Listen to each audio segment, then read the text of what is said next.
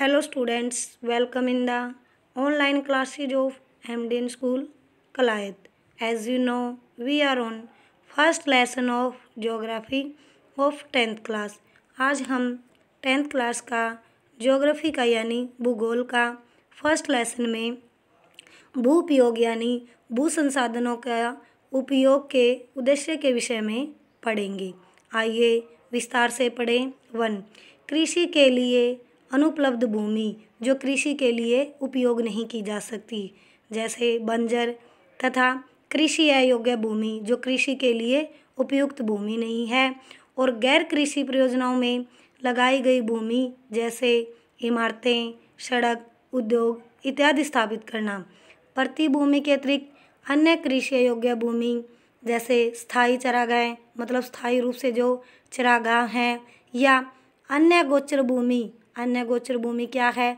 जो भूमि पशुओं के चरने के लिए खाली छोड़ दी जाती है उसको गोचर भूमि कहते हैं। स्थायी चरागाह जो स्थायी रूप से पशुओं के चरने के लिए चरागाह होते हैं जो अपने निजी तौर पर, और विविध वृक्ष फसलों तथा उपवनों के अधीन भूमि जो शुद्ध बोए गए क्षेत्र में शामिल नहीं है। यानी कि कहने का अर्थ है जो भूमि कृषि के क्षेत्र में शामिल नहीं की जाती उसमें वो क्या है? शुद्ध बोए क्षेत्र में शामिल नहीं होती। और कृषि योग्य बंजर भूमि जहाँ 5 से अधिक वर्षों से खेती न की गई हो, जो सिर्फ क्या है 5 वर्षों के लिए ही खेती की गई हो, उससे ज़्यादा वहाँ कृषि न की गई हो, क्योंकि इसलिए जो बंजर भूमि है वो इतनी उपजाऊ नहीं होती। फिर क्या है, जो भूमि के अंदर जो पोषक तत्व होते हैं वो क्या है, वो नष्ट हो जाते हैं। इसलिए क्या है, जहाँ 5 से अधिक वर्षों से खेती न की गई हो। प्रतिभूमि वर्तमान प्रति जहाँ एक कृषि वर्ष या उससे कम समय से खेती न की गई हो उसको क्या बोलते हैं? प्रतिभूमि। वर्तमान प्रतिभूमि के अतिरिक्त अन्य प्रतिभूमि या पुरातन यानी पुरानी प्रतिभूमि जहाँ 1 से 5 कृषि वर्ष से खेती न की गई हो। शुद्ध निवल बोया गया क्षेत्र। शुद्ध निवल बोया गया क्षेत्र क्या है? जो शुद्ध बोए गए क्षेत्र से अभिप्राय है कुल उस भूमि के उस भाग से जिस पर वास्तविक रूप से फसल बोई गई हो उसे क्या कहते हैं? शुद्ध बोया गया क्षेत्र कहते हैं। और आइए अब हम भारत में भू उपयोग प्रारूप के विषय में पढ़ेंगे। भू उपयोग को निर्धारित करने वाले तत्वों में भौतिक कारक जैसे भू आकृति, जलवायु, मृदा के प्रकार तथा मानवीय कारक जैसे जनसंख्या का घनत्व, प्रौद्योगिक क्षमता, संस्कृति और परंपराएं इत्यादि शामिल हैं। भारत का कुल भौगोलिक क्षेत्रफल 32.8 लाख वर्ग किलोमीटर है, परंतु इसके 93% भाग के ही भू उपयोग आंकड़े उपलब्ध हैं।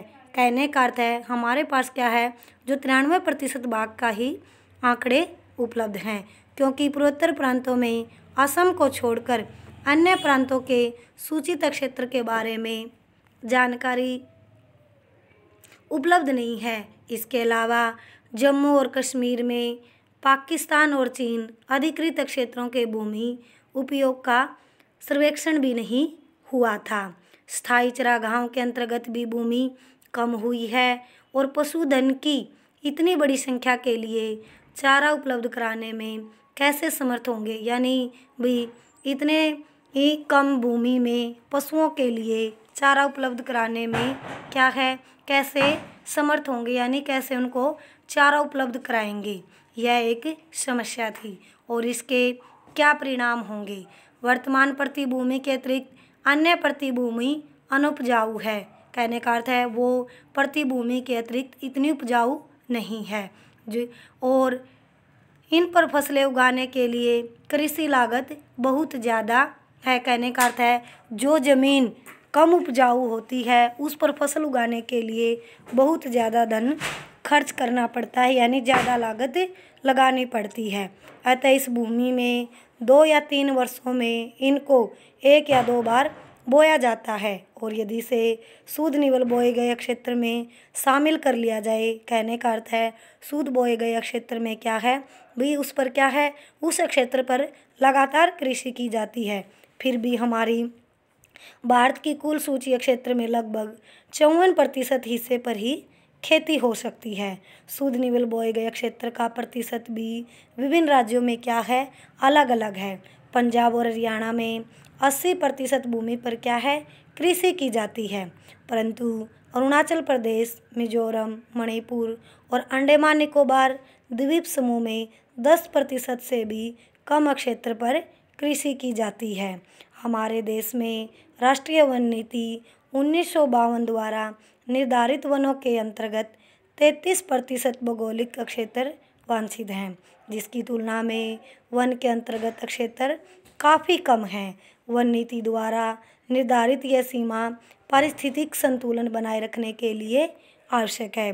वन क्षेत्रों के आसपास रहने वाले लाखों लोगों की आजीविका इस पर निर्भर करती है, किस पर, वनों पर। और भू उपयोग का एक भाग बंजर भूमि और दूसरा गैर कृषि परियोजना में लगाई गई भूमि कहलाता है। बंजर भूमि में पहाड़ी चट्टानें, सूखी और मरुस्थलीय भूमि शामिल है और गैर कृषि परियोजनाओं में लगाई गई भूमि में बस्तियां, सड़कें, रेल लाइन, उद्योग इत्यादि आते हैं। लंबे समय तक लगातार भूमि संरक्षण और प्रबंधन की अवहेलना करने एवं लगातार भू उपयोग के कारण भू संसाधनों का निम्नीकरण हो रहा है। कहने का अर्थ है, निम्नीकरण क्या होता है, बार बार भूमि का उपयोग में लाना, उसको क्या कहते हैं, बार बार एक भूमि को ही उपयोग में लाना, उसको क्या है, भूमि का निम्नीकरण कहते हैं। इसके कारण समाज और पर्यावरण पर गंभीर आपदा आ सकती है, यानी गंभीर समस्या हो सकती है।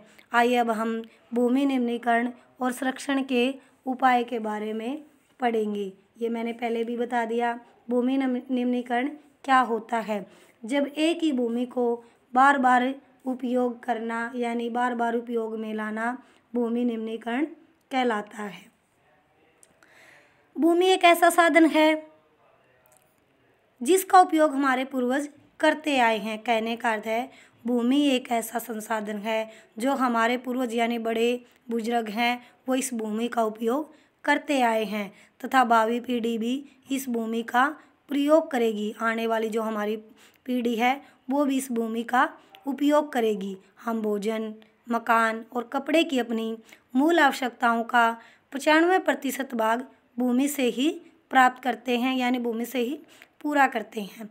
मानव कार्यकलापों के कारण न केवल भूमि का निम्नीकरण हो रहा है, किसके कारण, मानव के कार्यों के द्वारा ही क्या है, बार बार भूमि का निम्नीकरण हो रहा है, बल्कि भूमि को नुकसान पहुंचाने वाली प्राकृतिक ताकतों को भी बल मिल रहा है। कहने का अर्थ है, जब हम बार बार एक भूमि को प्रयोग में लाते हैं तो इससे क्या है, भूमि को नुकसान पहुंचता है। और इस समय भारत में लगभग 13 करोड़ हेक्टेयर भूमि निम्नीकृत है, जिसमें क्या है, बार बार भूमि का प्रयोग किया जाता है।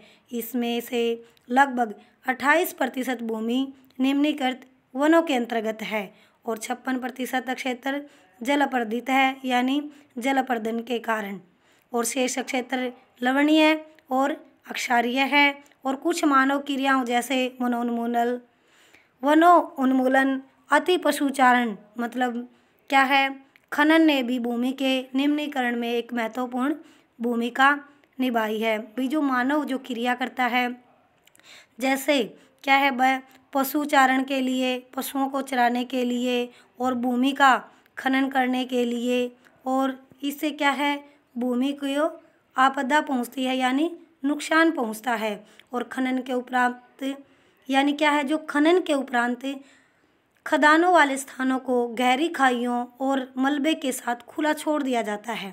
और खनन के कारण झारखंड, छत्तीसगढ़, मध्य प्रदेश और उड़ीसा जैसे राज्यों में वनोन्मूलन भूमि निम्नीकरण का कारण बना है। गुजरात, राजस्थान, मध्य प्रदेश और महाराष्ट्र में अति पशुचारण भूमि निम्नीकरण का मुख्य कारण है, यानी पशु के चारे के लिए भूमि का प्रयोग करना। पंजाब, हरियाणा और पश्चिमी उत्तर प्रदेश जैसे राज्यों में अधिक सिंचाई भूमि निम्नीकरण के लिए उत्तरदायी है। अति सिंचन से उत्पन्न जलाक्रांता में भूमि निम्नीकरण के लिए उत्तरदायी है, जिसमें मृदा में लवणीयता और क्षारीयता बढ़ जाती है। और खनिज प्रक्रियाएं जैसे सीमेंट उद्योग में चूना पत्थर को पीसना और मृदा बर्तन उद्योग में चूने और सेल खड़ी के प्रयोग से बहुत अधिक मात्रा में वायुमंडल में धूल विसर्जित हो जाती है, यानी वायुमंडल में धूल मिल जाती है। जब इसकी परत भूमि पर जम जाती है तो मृदा की जल सोखने की प्रक्रिया अवरुद्ध हो जाती है, यानी मृदा में जल सोखने में रुकावट पैदा हो जाती है। पिछले कुछ वर्षों से देश के विभिन्न भागों में औद्योगिक जल निकास से बाहर आने वाले अवशिष्ट पदार्थ भूमि और जल प्रदूषण का मुख्य स्रोत है। कहने का अर्थ है भी जो उद्योगों के द्वारा जो जल दूषित बाहर निकलता है और उसके अंदर जो अवशिष्ट पदार्थ आते हैं वो भूमि और जल प्रदूषण का एक अहम मुख्य स्रोत है।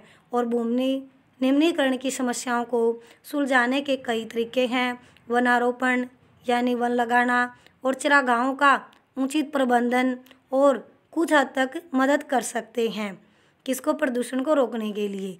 और पेड़ों की रक्षक मेखला और पशुचारण नियंत्रण में और रेतीले टीलों और कांटेदार झाड़ियाँ लगाकर स्थिर बनाने की प्रक्रिया से, कहने का अर्थ है जो रेतीले टीले हैं उन पर कांटेदार झाड़ियाँ लगाकर हम उस ज़मीन को स्थिर बना सकते हैं ताकि वो रेतीले टीले क्या है उनका अपरदन न हो। किसके, और भूमि कटाव की रोकथाम की जा सकती है किसके द्वारा, भाई हम जो पेड़ पौधे लगाकर भूमि कटाव को रोक सकते हैं, क्योंकि पेड़ पौधों के द्वारा वो भूमि स्थिर हो जाती है। जो पेड़ पौधों की जड़ें हैं उस भूमि को जकड़ लेते हैं। और बंजर भूमि के उचित प्रबंधन, खनन नियंत्रण और औद्योगिक जल को परिष्करण के पश्चात विसर्जित करके जल और भूमि प्रदूषण को कम किया जा सकता है। कहने का अर्थ है जो औद्योगिक जल से में अवशिष्ट पदार्थ आते हैं उसको परिष्करणशाला के पश्चात विसर्जित करके क्या है जल और भूमि को प्रदूषण कम किया जा सकता है और जल और भूमि को प्रदूषण से बचाया जा सकता है। आज हम यहीं तक पढ़ेंगे। जो मैंने टॉपिक पढ़ाया है उस टॉपिक को ध्यान से रीड करोगे। Thank you students, have a nice day. घर पर रहें, सुरक्षित रहें।